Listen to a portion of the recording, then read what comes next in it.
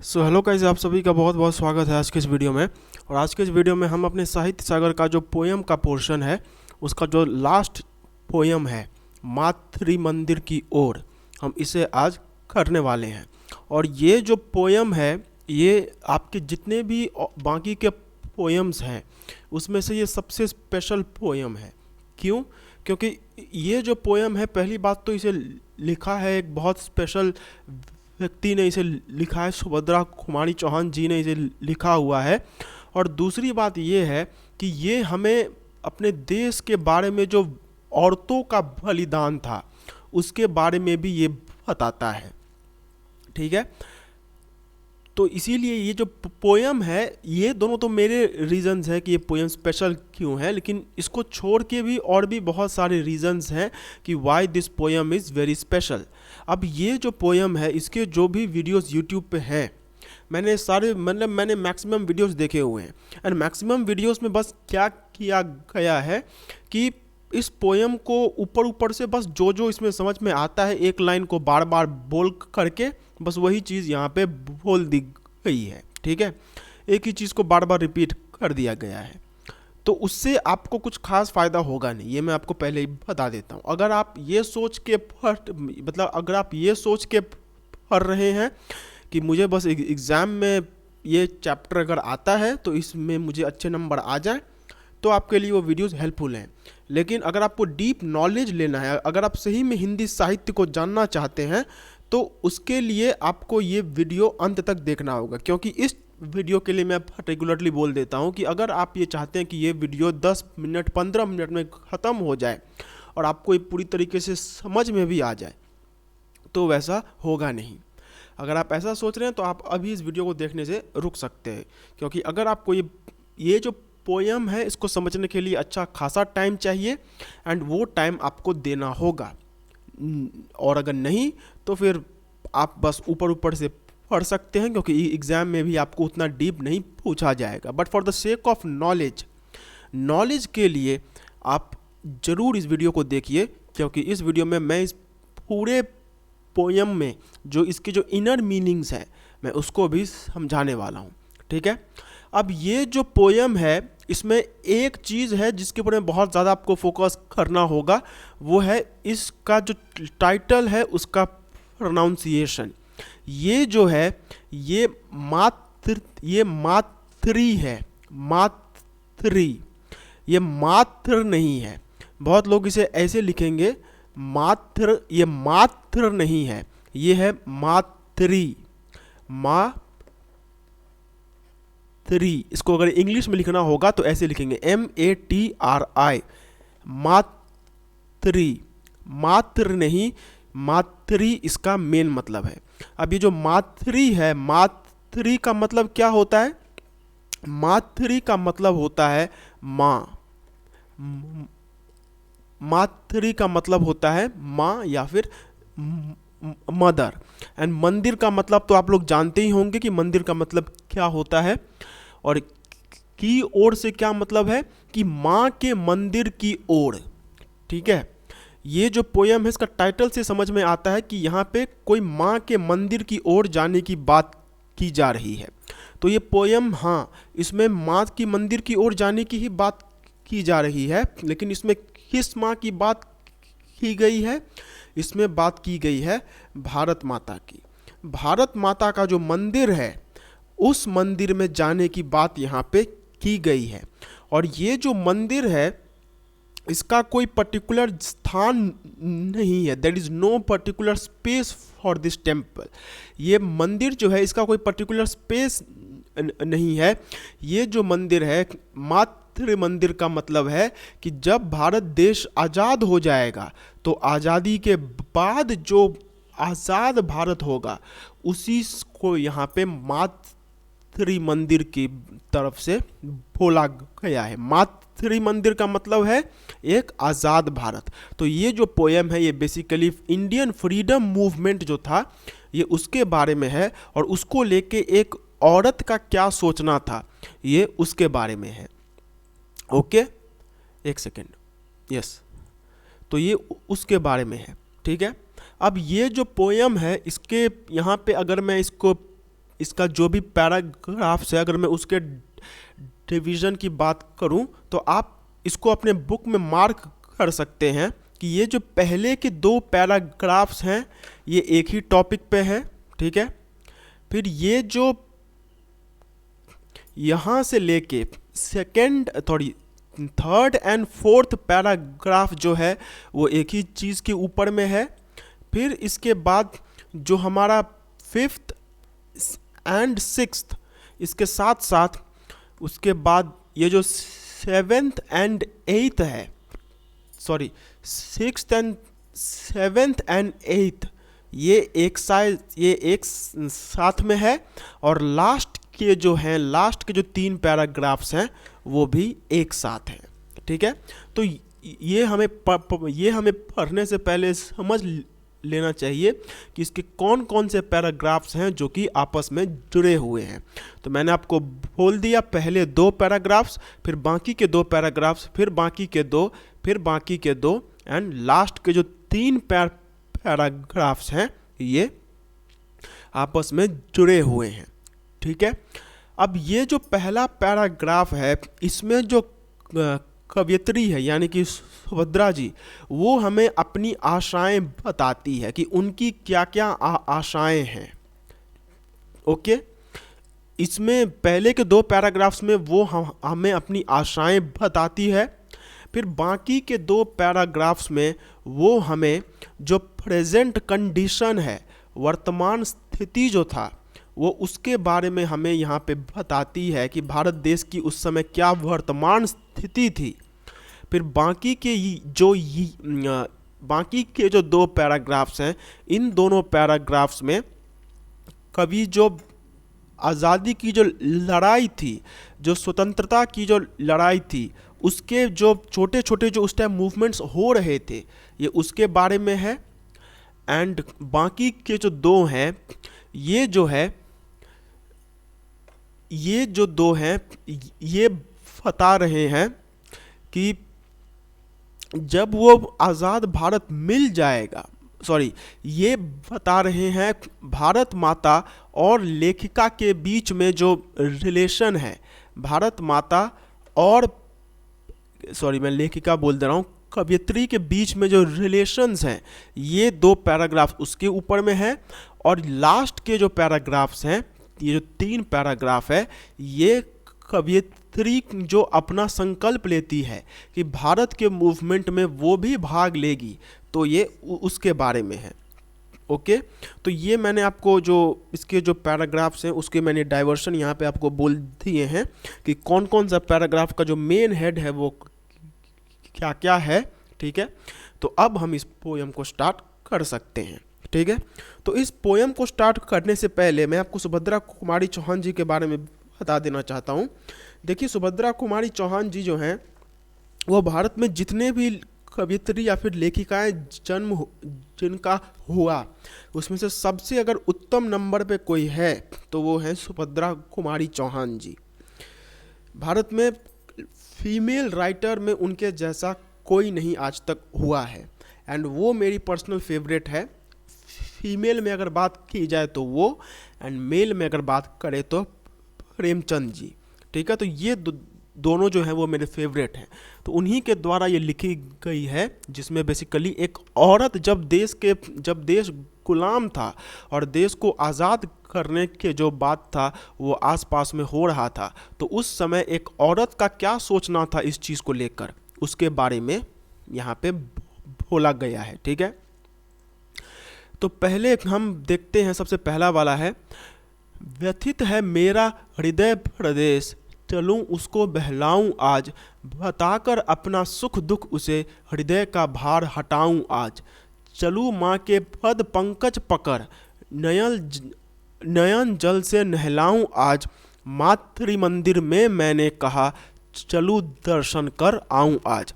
अब ये जो पहले के 2 हमारे पैराग्राफ्स, इसमें जैसा कि मैंने आपको बताया था कि सुभद्रा कुमारी चौहान जी की जो आशाएं थी कि वो क्या क्या करना चाहती थी, वह ये जो दोनों हैं वो उन दोनों के ऊपर में फोकस करते हैं। तो पहले में क्या बताती है कि कवयित्री का जो दिल है वह बहुत व्यथित है, वह बहुत ज़्यादा उदास है और वह क्या चाहती हैं कि वह इस उदास मन को बहलाने के लिए थोड़ा सा, क्या बोलते हैं, थोड़ा सा अपने मन को डाइवर्ट करने के लिए, थोड़ा सा खुश होने के लिए वह आज यह सोचती हैं कि क्यों ना मैं अपनी माता के मंदिर में जाऊं। व्यथित है मेरा हृदय प्रदेश, चलूं उसको बहलाऊं आज, बताकर अपना सुख दुख उसे, हृदय का भार हटाऊं आज। मतलब उनका मन जो है वो बहुत ज़्यादा उदास है और वह यह सोचती है कि क्यों ना इस मन को बहलाया जाए, अपनी माता के पास जाऊं, उसे अपना सब सुख दुख बताऊं और जो भी मेरे हृदय का भार है, जो भी मेरी चिंताएं हैं, वो मैं हटा लेती हूँ। चलूँ माँ के पद पंकज पकड़, नयन जल से नहलाऊं आज, मातृ मंदिर में मैंने कहा चलूँ दर्शन कर आऊं आज। और कवियत्री यह चाहती हैं कि इतनी जो उनके जीवन में टेंशन है, इतनी जो चिंताएं हैं, तो वह यही चाहती है कि वह अपनी माँ के पद पंकज पकड़, मतलब जब हम बहुत ज़्यादा दुखी होते हैं तो उस समय हमारी इच्छा होती है कि हम अपने माँ के पैरों को पकड़कर रोएं।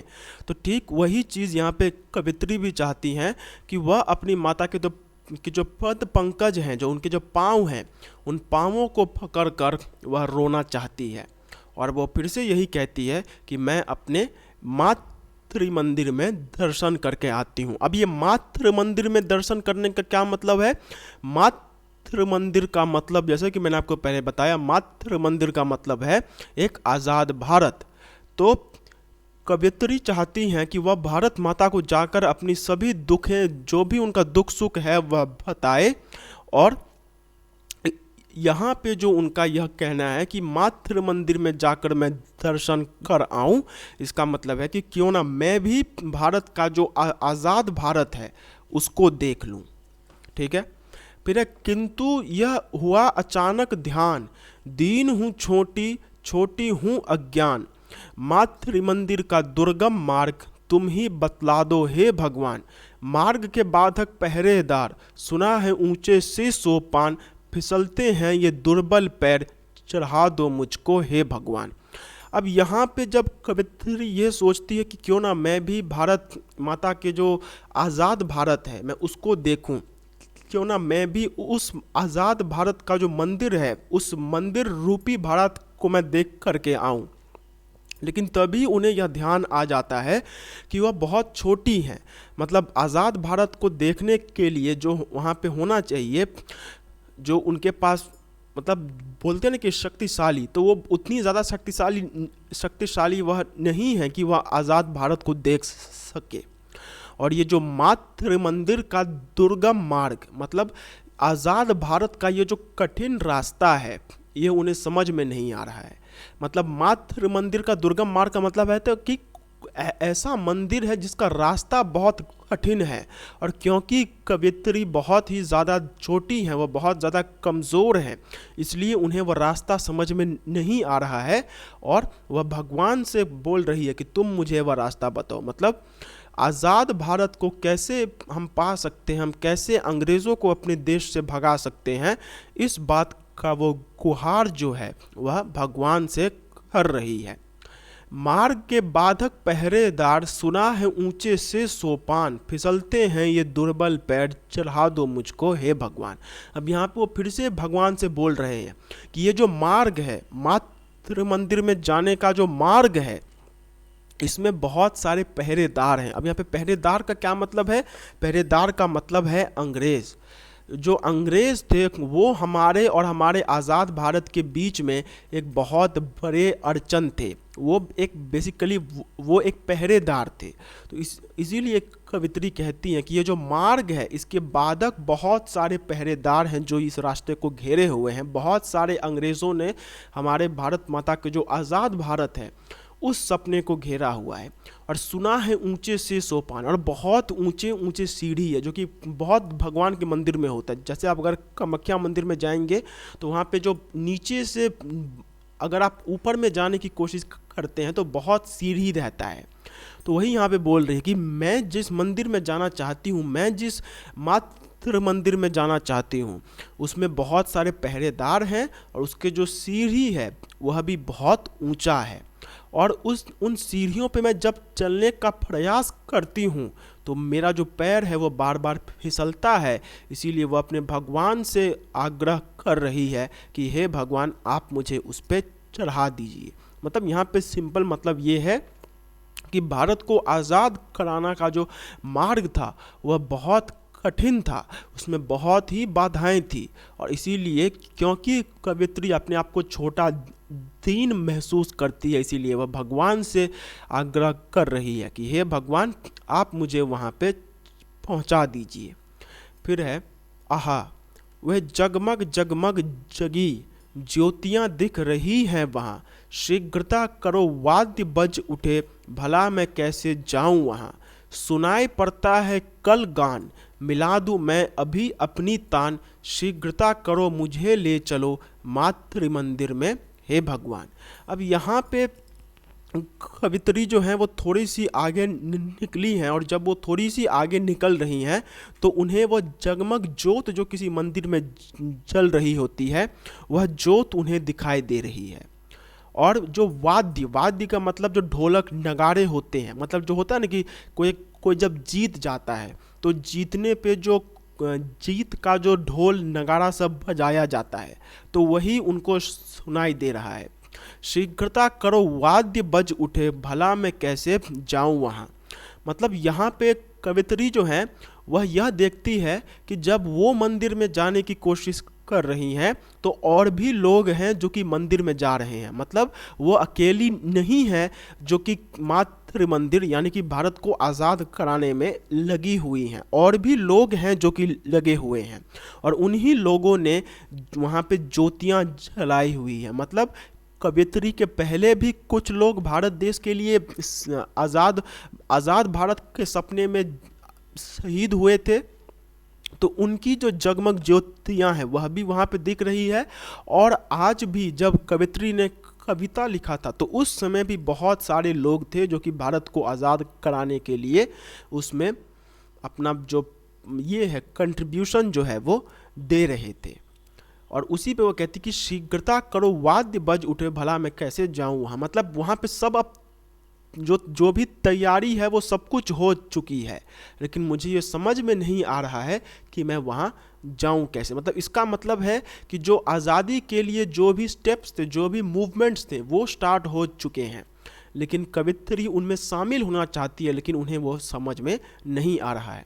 सुनाई पड़ता है कल गान, मिला दूँ मैं भी अपनी तान, शीघ्रता करो मुझे ले चलो मातृ मंदिर में हे भगवान। अब यहाँ पे कवित्री कहती है कि मुझे भी कलगान का मतलब जो आज़ादी का जो लड़ाई है, जो भी आज़ादी के लिए जो भी लहर उठ रही है वह मुझे भी दिखाई दे रही है आज़ादी के लिए। मतलब ये जो कलगान है ये बेसिकली एक ये है, आप कलगान को एक रेफरेंस के रूप में बोला गया है। जैसे आज़ादी का जो एकदम से डंका बजा दिया जाता है तो उसी को यहाँ पे कलगान शब्द से संबोधित किया गया है कि आज़ादी की लड़ाई का जो कलगान है वह उन्हें सुनाई पड़ रहा है। मतलब कवित्री समझ चुकी है कि अब आज़ादी की जो लड़ाई है वह शुरू हो चुकी है, और वह चाहती है कि मिला दूँ मैं भी अपना तान। मतलब मैं भी इस आज़ादी की लड़ाई में अपना सहयोग देना चाहती हूँ, मैं भी इसमें अपना कंट्रीब्यूशन देना चाहती हूँ। और उसी पे वो भगवान को कहती है कि तुम मुझे जल्दी से जल्दी उस मातृ मंदिर की ओर ले चलो। मतलब जहाँ पे भारत देश की आज़ाद भारत का जो सपना है उसकी ओर मुझे ले चलो। चलूँ मैं जल्दी से बढ़ चलूँ, देख लूँ माँ की प्यारी मूर्ति, आहा वह मीठी सी मुस्कान जगा जाती है न्यारी स्फूर्ति। अब यहाँ पे वो फिर से जो अपने भारत माता की जो कल्पनाएं थी वह यहाँ पे वो कर रही है। वह यह कहती है कि चलूँ मैं जल्दी से बढ़ चलूँ, देख लूँ माँ की प्यारी मूर्ति। अब ये प्यारी मूर्ति का मतलब क्या है? आज़ाद भारत के बाद जो भारत हमारा आज़ाद था उसको यहाँ पे बोला गया है प्यारी मूर्ति से। देख लूँ माँ की प्यारी मूर्ति मतलब भारत माता की जो मूर्ति है वो उसको मैं देख लूँ। मतलब जो आज़ाद भारत है मैं उसको देख लूँ, उसकी यहाँ पे वो बोल रही है। चलूँ मैं जल्दी से बढ़ चलूँ, देख लूँ माँ की प्यारी मूर्ति। मतलब मैं जल्दी से जाकर आज़ाद भारत को देखना चाहती हूँ।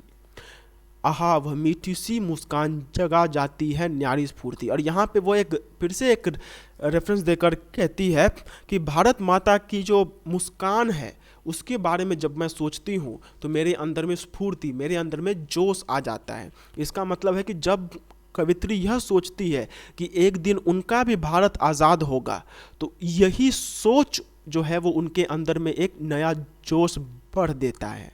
ठीक है। फिर जो नेक्स्ट वाला है वो है, उसे भी आती होगी याद, उसे हाँ आती होगी याद, नहीं तो रूठूंगी मैं आज, सुनाऊंगी उसको फरियाद। अब यहाँ पे वो एक क्वेश्चन पूछती है कि मैं जो इतना अपनी भारत माता से मिलने के लिए तत्पर हूँ, मैं जो इस मातृ मंदिर में जा रही हूँ, तो मैं जिसके लिए जा रही हूँ क्या उसे मेरी याद आती होगी? मतलब क्या भारत माता अपने बच्चों को याद करती होगी? जो बच्चे उसका मंदिर स्थापना यानी कि जो भारत को आज़ाद करने के लिए इतना कुछ कर रहे हैं, क्या वो बच्चे भारत माता के लिए मैटर करते हैं? तो पहले वो ये क्वेश्चन पूछती है, लेकिन बाद में वो कहती कि नहीं, उन्हें वो याद आती ही होगी। और अगर ऐसा नहीं है कि उन्हें याद नहीं आती है, तो मैं अपनी भारत माता से रूठ जाऊंगी और मैं उन्हें उसको फरियाद सुनाऊंगी। मतलब मैं उनसे कहना चाहती हूँ, मतलब फरियाद का मतलब होता है कि जब रूठ जाने के बाद किसी को हम बताते हैं कि मैं तुमसे क्यों रूठी हूँ, तो वही वो यहाँ पे कहती है कि अगर भारत माता को हमारी याद नहीं आती होगी तो मैं उनसे रूठ जाऊंगी और मैं जाकर उन्हें यह बताऊंगी कि हमने तुम्हारे लिए इतना, मतलब जो बच्चे जब माँ से रूठ जाते हैं तो फिर वो माँ को जो जो बोलते हैं वही चीज़ यहाँ पे बोला गया है। फिर कलेजा माँ का मैं संतान, करेगी दोषों पर अभिमान, माँ त्रिवेदी पर हुई पुकार, चढ़ा दो मुझको हे भगवान। अब यहाँ पे वह यह बोलती हैं कि माँ का जो कलेजा का मतलब है दिल। ठीक है। जो माँ का जो दिल होता है वह बहुत ही ज़्यादा नरम होता है, वो हमेशा अपने बच्चों के लिए तत्पर रहती है। इसी पे वो कहती है कि माँ का जो कलेजा है वो बहुत ही नरम सा है और मैं उनकी संतान हूँ, तो मेरे दोषों पर वह अभिमान करेगी। मतलब मैंने जो भी गलतियाँ की है वह सभी गलतियों को वह माफ़ कर देगी। इसका मतलब है कि इसका बहुत सारा मतलब निकल सकता है कि एक तो भारत माता को जो आज़ाद कराने के लिए जो इतनी देरी लगा दी गई, जिसकी वजह से हमारा भारत माता जो अंग्रेज़ों के शासन में इतने दिनों तक रही, तो वह भी एक दोष हो सकता है जिसके लिए भारत माता माफ़ी मांगना, जो कवित्री हैं वह माफ़ी मांगना चाहती है। या फिर और भी हो सकते हैं कि हम भारतीयों ने ही अपने ही देश में किसी बाहरी को यहाँ पे रूल करने दिया, तो हमने अपनी भारत माता के सामने में एक दोष किया है। तो इन्हीं दोषों को लेकर वह अपने भारत माता के पास जाकर कहती है कि हमने जो भी गलतियाँ अपनी माता के साथ की है, हमारी माता वो सभी गलतियाँ भुला देंगे, क्योंकि वह माता है और हम उनकी संतान है। अब है मातृवेदी पर हुई पुकार, चढ़ा दो मुझको हे भगवान। अब ये मातृवेदी क्या होता है? देखिए, मातृवेदी का मतलब होता है, अगर आप किसी भी मंदिर में जाएंगे तो ये अगर मंदिर होगा तो मंदिर के मेन स्थान में भगवान की मूर्ति रहती है। ठीक है। मंदिर के मेन स्थान में जो है वो भगवान की मूर्ति रहती है, लेकिन एक चीज़ आप उसमें एकदम गौर करेंगे कि भगवान की जो मूर्ति होती है ना, वो कभी भी ज़मीन पे नहीं रहती है, वो हमेशा एक वेदी पे रहती है। तो ये जो एक प्लेटफॉर्म होता है, इससे हम लोग कहते हैं वेदी। ठीक है।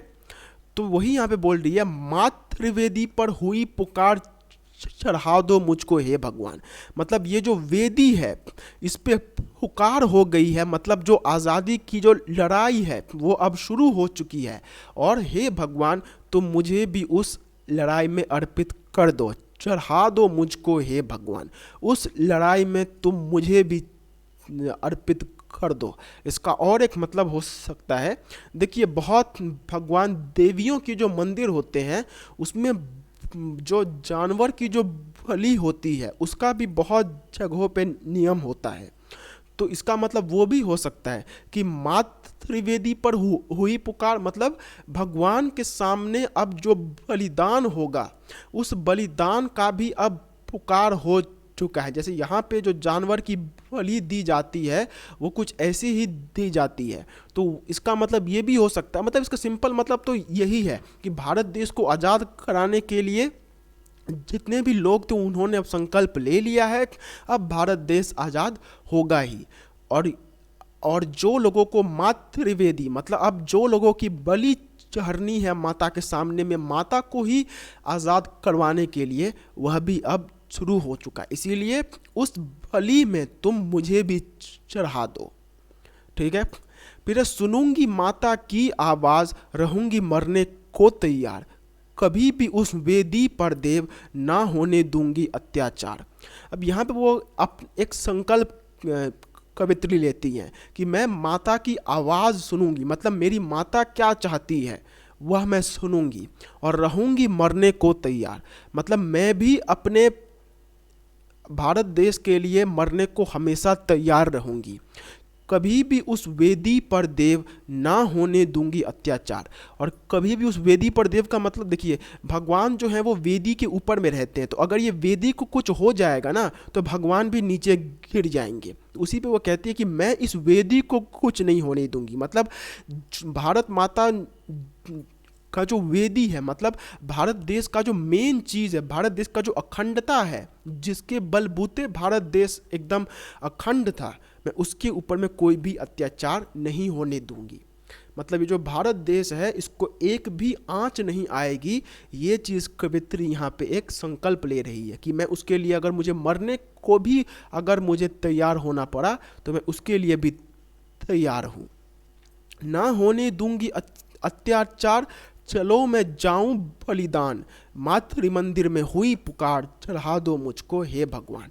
अब वो फिर से कहती है कि मैं अत्याचार नहीं होने दूंगी और मैं अब बलिदान होने जा रही हूँ, मतलब मैं अब अपने प्राणों की आहुति अपने देश को आज़ाद कराने के लिए मैं अब जा रही हूँ। मतलब अब जो कवित्री अब तक सोच रही थी कि मैं मातृ मंदिर में जाऊंगी, मैं वहाँ पे जाके भारत देश को आज़ाद कराऊंगी, तो अब वह शुरू हो चुका है। और वह लास्ट में फिर से कहती है कि मातृ मंदिर में हुई पुकार, चढ़ा दो मुझको हे भगवान। मतलब भगवान का जो मंदिर था, देवी का जो मंदिर था, उसमें पुकार हो गई है, उसमें फिर से एकदम से जो होता है ना कि लड़ाई करने के लिए जो ललकार होती है, वह ललकार अब हो चुकी है। और वह फिर से कहती है चढ़ा दो मुझको हे भगवान, मतलब वह बार बार अपने भगवान को ही बोलती है कि मुझे आप हमेशा इसमें साथ दीजिए। तो अंत में वह अपने प्राणों का बलिदान देने के लिए वह तैयार हो जाती है और वह अपने भगवान से बोलती है कि हे भगवान आप मुझे इसमें सहायता कीजिए। ठीक है, तो ये हमारा पोयम था जिसका मैंने एक्सप्लेनेशन करवा दिया है आपको। अब ये जो पोयम है इसको ऊपर ऊपर से पढ़ने से ऐसा लगता है कि कोई औरत है जो कि रोज़ के पूजा पाठ के लिए किसी मंदिर में जा रही है, और बहुत लोगों को ऐसा ही लगता है, लेकिन ये ऐसा है नहीं। आपको यहाँ तक लग सकता है जहाँ तक ये है, सुनूंगी उसको फरियाद, ये जो पोर्शन है, त्रिवेदी पर हुई पुकार, चढ़ा दो मुझको हे भगवान, सुनूंगी माता की आवाज़, रहूंगी बनने को तैयार, ये बात ये पूरे तरीके से बोल देता है कि ये कोई नॉर्मल पोयम नहीं है जहाँ पे कोई औरत अपने पूजा पाठ के लिए किसी मंदिर में जा रही है, बल्कि ये एक देशभक्ति पोयम है जहाँ पे एक देश की औरत, उसे भी अपने देश से प्यार है और वह भी अपने देश को आक्रांताओं से आज़ाद कराने के लिए वह पूरी तरीके से उसने संकल्प ले लिया है। ठीक है, सो ये था आज का पोयम मातृ मंदिर की ओर। यह पोयम को मैं ये नहीं कहूँगा कि काफ़ी इजी सा पोयम है, क्योंकि इसको समझने के लिए आपको वर्ड्स के डीप में जाना होता है। तो मैंने पूरी कोशिश की कि मैं इसको डिटेल में समझा सकूं। अगर ये हेल्पफुल रही होगी तो एक बार थैंक यू ज़रूर बोल दीजिएगा कमेंट सेक्शन में। एंड यस, आज का लेक्चर भी यहीं पे एंड होता है। मिलते हैं अगले वीडियो में अगले लेक्चर के साथ। एंड यस, हमारा जो पोयम का सीरीज़ था वो एंड हो चुका है। कुछ ही दिनों में आपका जो, कुछ ही दिनों में नहीं बल्कि कल से ही आपका जो स्टोरीज़ का पोर्शन है वो भी स्टार्ट हो जाएगा। ठीक है, उसके बाद स्टोरीज़ भी आपकी जो है वो हो जाएंगी। सो अगर मैं कहूँ तो आपका अगर एग्ज़ाम है तो आपको तो 2 बुक्स करने होते हैं, तो आप स्टोरीज एंड पोएम्स इन दोनों बुक्स को करके आराम से अच्छे खासे नंबर ला सकते हैं। ठीक है, तो यही पे एंड करते हैं आज का लेक्चर। मिलते हैं अगले वीडियो में, तब तक के लिए do take very good care of yourselves, have a very nice day, take care of yourselves, bye bye, जय हिंद।